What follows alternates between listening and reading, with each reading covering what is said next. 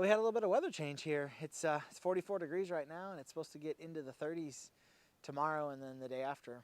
The sun's supposed to come out next weekend. It's supposed to be in the 80s again, so it's just weather in Texas.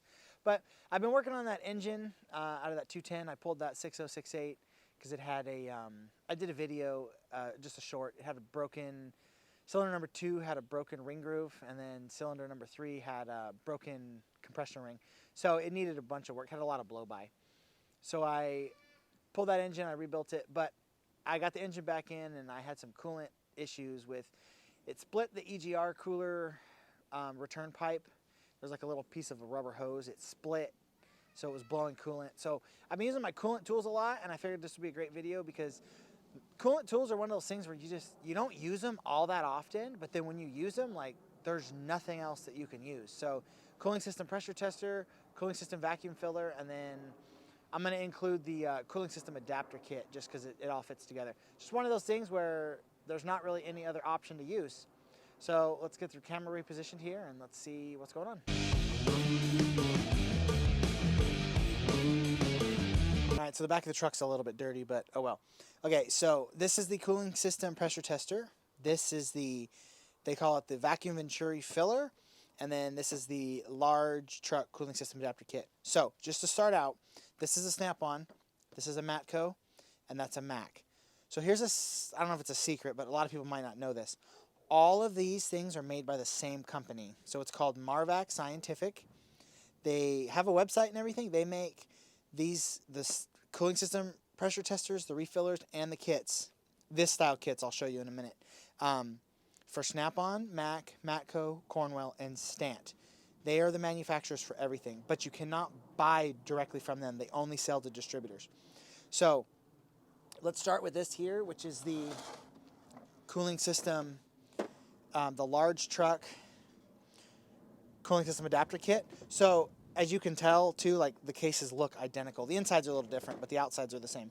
So let's start with this one, and I'll show you what I mean by this style. So this is the most common one that I use, but this is called a positive pressure. So it's got the old style, you know, radiator cap on this side. So if it looks like this, it's made by Marvac Scientific.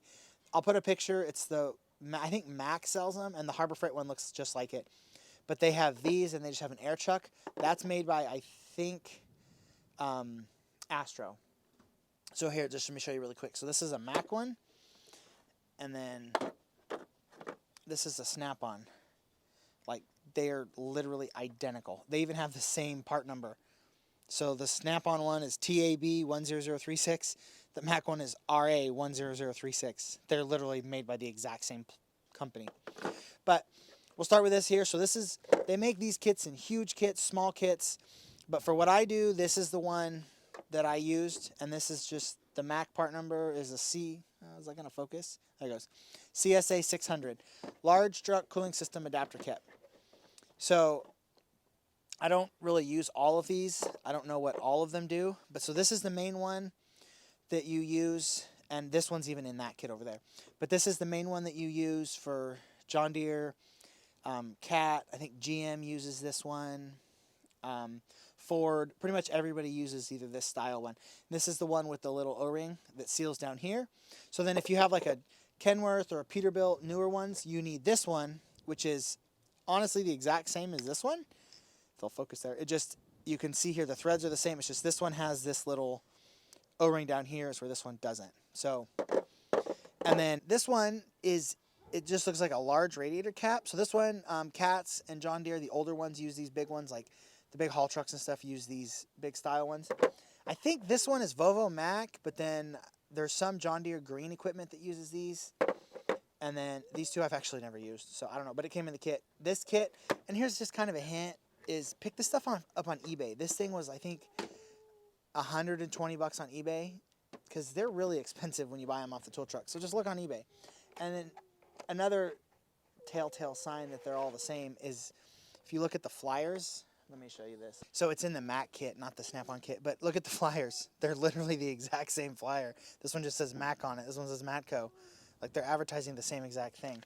So if that's not a telltale sign that they're made by the same company, then And we're back. So what I mean by this style kit is it's got this style, just looks like an old regular old radiator cap on the end of it with the little spring. This is the style that I'm talking about. So these positively lock into here, which you can actually have an issue if you have this thing locked. I've had an issue where this thing wasn't locked all the way and it was actually leaking here. So let's just move this kit aside, and then now we're going to go into this is the pressure tester. This one is the Shop Air pressure kit, but they also make a kit. Here's the Mac Flyer. That's a hand pump one. So I actually used to have this Mac hand pump one, but when you're working on excavators and big trucks and stuff, and if it's got a large leak, you can have a hard time and it won't build any pressure. So that's why I bought the Air one. Plus the truck has air on it anyway. So one thing I have noticed that's different about the Snap-on one as compared to the Mac one is it's got the hook. None of the other ones have the hook, so I don't know if that's an exclusive to Snap-on or what. But again, I would just buy these on eBay. I picked this one up on eBay. I think this was $200 because it's like 400 or whatever from Snap-on. But so then you hook Shop Air to it. It's got a regulator here. You just turn the regulator, whatever you need, and then this gauge goes all the way to 30. Just check the radiator cap because, like, I know on the John Deere it's only like 18, so I just watch it.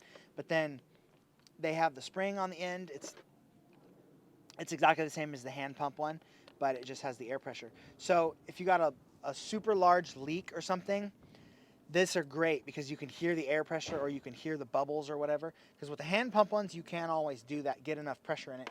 So then this particular kit, let me just set this aside. This particular Snap-on kit, this is the SVTS 263A, and they call this one the Shop Air Cooling System Tester. So this kit, which they all come this style, even if it's a hand pump one, they all come with this adapter as far as I can tell, which is the most common one, the TAB's.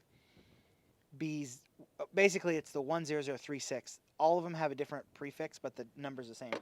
And then it comes with these two, which actually never used these two.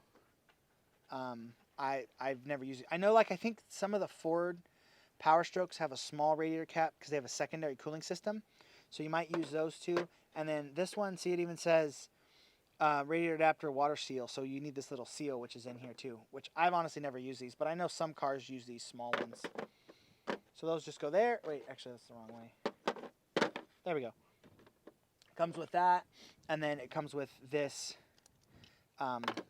this pressure tester. So then one other thing, this one is kind of one that a lot of people don't use, but the way I was taught is if it has an EGR cooler, is you need to use this because what it does is it creates a vacuum on the system so that way you don't have an air bubble or anything.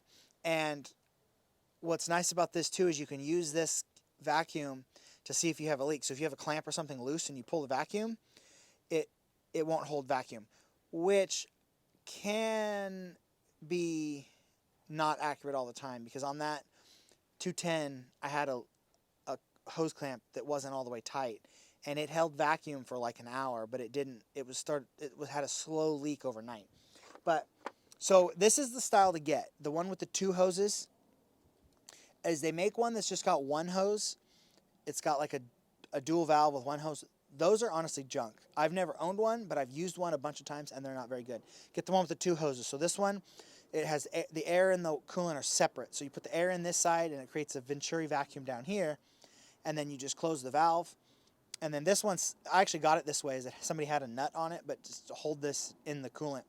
So then what you do is once you get your vacuum, you close the air off, you open this just to fill the hose, and then I always close this off and then re-pull the vacuum just for a little bit longer. And then you just open the valve and it pulls all the coolant in. And these things do a great job. They fill the cooling system super easy. And then one thing too that I've noticed is if you use this, here it is, if you use this adapter on like a Peterbilt or a Kenworth, there's actually a little pressure valve that doesn't allow vacuum.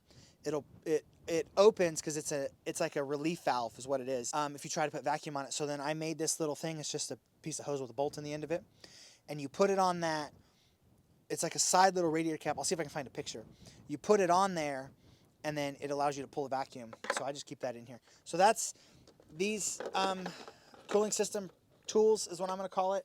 So I would definitely recommend one of these, especially if you got a lot of coolant, like on a John Deere 850, you got like 20 gallons of coolant. So I can just use this. It pulls it in, it fills it in probably 15 minutes. Instead of having to fill it, and you don't have to run it and bleed the cooling system and burp it and all that. You don't need a spill-free funnel. So I actually have never used a spill-free funnel. I just use this thing.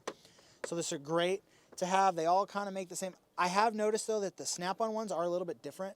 The Snap-on ones aren't round, as where the Matco and the Matco and the Cornwell ones have this little round body, as where the Snap-on ones don't.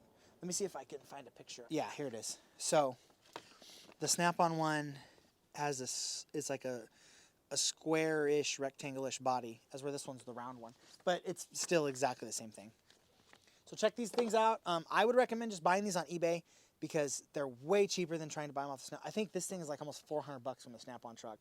And they're literally all made by the same company. So just find them on eBay. That's what I do. Well, thanks for watching. Hope you guys like this video. If you guys could like, comment, subscribe, all that stuff. I also launched a YouTube membership program. It's $4.99 a month. If anybody wants to sign up, just kind of help out the channel a little bit. There'll be some exclusive content for members only.